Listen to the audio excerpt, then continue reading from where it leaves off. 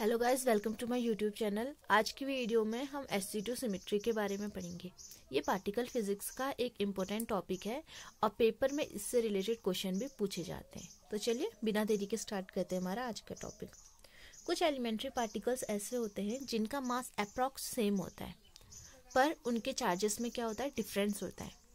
जैसे कि आपका प्रोटॉन है, न्यूट्रॉन है, इनका मासेस क्या होते हैं, सेम होते हैं, लेकिन इनके चार्ज क्या होते हैं, अलग होते हैं। और वैसे ही आपके पायोन्स है, जैसे पाई पॉजिटिव, पाई जीरो और पाई नेगेटिव, इनका मासेस जो होता है सेम होता है, लेकिन ये चार्जेस में क्या होते हैं, डिफरेंट होते हैं। और आपके कायोन्स भी इसी कैटेगरी में आते हैं, काई पॉजिटिव और काई जीरो। इनमें थोड़ा बहुत मास डिफरेंस देखने को मिलता है। अगर हम उन मास डिफरेंस को भी इग्नोर कर देते हैं तो हम मानते हैं कि स्ट्रॉन्ग इंट्रैक्शन या फिर न्यूक्लियर इंट्रैक्शन में ये क्या करते हैं, सेम बिहेव करते हैं। लेकिन अगर आप इलेक्ट्रोमैग्नेटिक इंट्रैक्शन की बात करते हैं तो उसमें ये क्या करेंगे, बिल्कुल डिफरेंट बिहेव करेंगे, क्योंकि वो क्या होता है, आपका चार्ज डिपेंडेंट होता है। If we consider nuclear force only we see proton and neutron are identical. यहाँ पे जो है हमने क्या कर रखा है, प्रोटॉन और न्यूट्रॉन का एग्जाम्पल लेकर चला है, पायोन्स और कायोन्स भी यहाँ पे होते हैं। ठीक है, if we consider nuclear force only we see proton and neutron are identical but they are different in electromagnetic interaction. वो क्या है, इलेक्ट्रोमैग्नेटिक इंट्रैक्शन में डिफरेंट है, क्योंकि इनका चार्ज जो है डिफरेंट है। Thus, we can imagine a group of symmetry operator that can transfer proton to neutron and neutron to proton in absence of electromagnetic field. अगर हम सिर्फ स्ट्रॉन्ग इंट्रैक्शन की बात करते हैं और इलेक्ट्रोमैग्नेटिक फील्ड इंट्रैक्शन को जो है अलग रखते हैं, तो मैंने बोला आपका प्रोटॉन और न्यूट्रॉन बिल्कुल सेम होता है। यानी कि कुछ ऐसे चीज होगा जिससे हम क्या कर सकते हैं, कुछ ऐसा ऑपरेटर हम मान सकते हैं जो क्या करे, आपका प्रोटॉन को न्यूट्रॉन में चेंज कर दे और न्यूट्रॉन को जो है प्रोटॉन में चेंज कर दे। कब? जब आपका इलेक्ट्रोमैग्नेटिक फील्ड क्या हो, अब्सेंस हो, क्योंकि इलेक्ट्रोमैग्नेटिक फील्ड क्या होता है, चार्ज इंडिपेंडेंट होता है।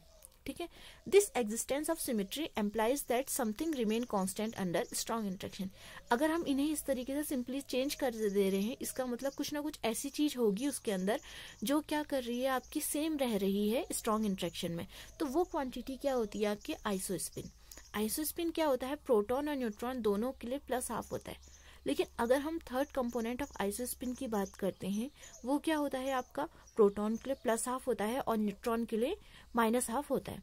यानी कि हम क्या कह सकते हैं कि सिमेट्री में अगर आप सिमेट्री का ऑपरेटर यहाँ पे यूज कर रहे हैं तो उसकी वजह से क्या हो रहा है, आपका coordinates of isospin third component of isospin के लिए कोऑर्डिनेट ऑफ आइसोस्पिन क्या हो जा रहा है, रिवर्स हो जा रहा है। यानी कि एक के लिए प्लस हाफ हो रहा है और दूसरे के लिए क्या रह रहा है, वो माइनस हाफ रह रहा है। This existence of symmetry implies that something remain constant under strong interaction. This quantity is isospin, which is plus half for proton as well as for neutron. The third component of isospin is plus half for proton and minus half for neutron. The operator of symmetry group thus changes the coordinate of isospin in such a way as to reverse the sign of I3. यानी कि जो आपके coordinates को ये क्या कर रहा है, सिमेट्री ग्रुप जो ऑपरेटर है वो क्या कर रहा है, आइसोस्पिन के कोऑर्डिनेट्स को क्या कर दे रहा है, रिवर्स कर दे रहा है। लेकिन इस तरीके से रिवर्स कर रहा है कि आपका I3 के जो साइन है वो दोनों क्या आ जाए, एक का प्लस हाफ आ जाए और एक का क्या आ जाए, माइनस हाफ आ जाए। This particular symmetry group which is applicable to isospin conservation is form of unitary symmetry U2। ठीक है, यानी कि जो हम यहाँ पे सिमेट्री ग्रुप की बात कर रहे हैं वो एक तरीके का यूनिटरी सिमेट्री का क्या है, फॉर्म है। ये मैथमेटिक्स में क्या है, यूनिटरी सिमेट्री की बात है। मैथमेटिक्स में ये यूनिटरी सिमेट्री का ग्रुप है और ये जो हम यहाँ पे जो सिमेट्री की बात करें वो इसी का क्या है, एक फॉर्म है। और इसको किस तरीके से दिखा रखा है, U2 which is expressed by 2x2 matrix. और जो किस से एक्सप्रेस कर सकते हैं, हम इसे 2x2 मैट्रिक्स के फॉर्म में हम इसे कर सकते हैं। This group is reduce to a special unitary group SU2 और SU2। इस तरीके से भी लिख सकते हैं आप, इसे इस तरीके से भी लिख सकते हैं। इसे एक स्पेशल यूनिटरी ग्रुप में रिड्यूस कर दिया गया। और इसे स्पेशल क्यों कहा गया, क्योंकि अगर आप 2x2 मैट्रिक्स की बात करते हैं तो आपके पास कितने मेंबर होंगे, 4 मेंबर होने चाहिए। लेकिन यहाँ पे हम क्या लेते हैं, एक मेंबर को हटा के सिर्फ हम यहाँ पे 3 मेंबर्स की यहाँ पे बात करते हैं। यानी कि हम कह सकते हैं कि इसके पास क्या है, आपके 3 जनरेटर्स हैं। This particular symmetry group which is applicable to isospin conservation is form of unitary symmetry U2 which is expressed by 2x2 matrix. This group is reduced to special unitary group SU2 या फिर हम उसे किस तरीके से लिख सकते हैं, SU2. It is called special, इसे हम special कहते हैं because this restriction of special reduce the number of operators 2/2 equal to 4, यहाँ पे क्या आना था, अगर आप इसके टोटल नंबर निकालते तो 2/2 क्या आना था, 4 आना था, लेकिन हम यहाँ पे क्या लेते हैं, सिर्फ 3 ही लेते हैं। This group is then said to have 3 generator, और तब हम इसमें कहते हैं कि ये इसके पास कितने जनरेटर है, 3 जनरेटर है।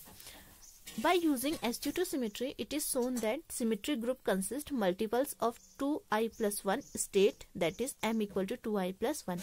हमने जो है sg2 सिमेट्री के ही यूज करके हमने क्या दिखाया, अगर आपके पास i आइसोस्पिन है तो उसके पास मल्टीपल्स कितने होंगे, 2i plus 1 क्या होंगे, उसके पास मल्टीपल्स होंगे।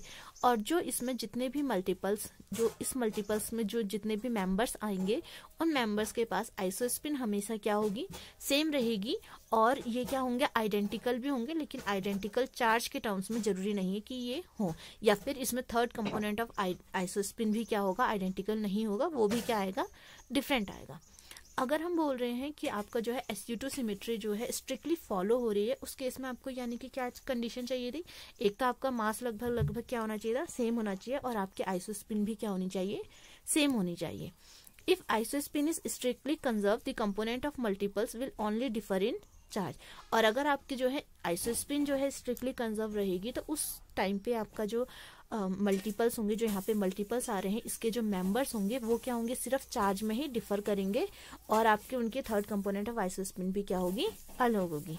The sg2 symmetry is violated in EM interaction for which conservation of charges, conservation of mass is not applicable, यानी कि जो आपके sg2 सिमेट्री है वो क्या होगी, आपकी वायलेट हो सकती है इलेक्ट्रोमैग्नेटिक इंटरेक्शन में, जिसमें आपका ये जो कंजर्वेशन है यहाँ पे चार्ज और आइसोस्पिन का, ये एप्लीकेबल नहीं होता है। वहाँ पे आपका क्या चाहिए होता है, आपको चार्ज वहाँ पे मेनली आपको चाहिए होता है। तो यहाँ पे वो यहाँ पे जो है आपका चार्ज कंजर्व नहीं है, यहाँ पे आपका मास कंजर्व है। तो ये थी हमारी बात sg2 सिमेट्री की। नेक्स्ट वीडियो में मिलती हूँ आपसे नेक्स्ट टॉपिक के संग, तब तक के लिए टेक केयर, गुड बाय।